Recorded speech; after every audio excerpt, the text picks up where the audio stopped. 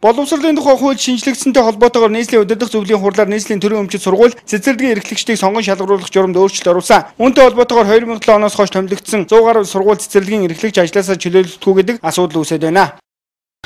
Сургуулийн захирал цэцэрлэгийн эрхлэгчдийг бол сонгон шалгаруулалтаар одоо томилдог ийм хуультай, журамтай. За 2003 оноос төрийн албаны зөвлөлийн 2003 оны 13 дугаар тогтоолоор анх ерөнхий боловсролын сургуулийн захирал цэцэрлэгийн эрхлэгчдийг сонгон шалгаруулалтаар томилогдох юм журам гарч ирсэн байдаг. За боловсролын тухай хуулинд 2006 онд орсон өөрчлөлтөөр нийслэлийн боловсролын газрын сонгон шалгаруулалтын дүн үндэслэж холбогдох эрх хүмүн албан тушаалтнууд томилдог болсон.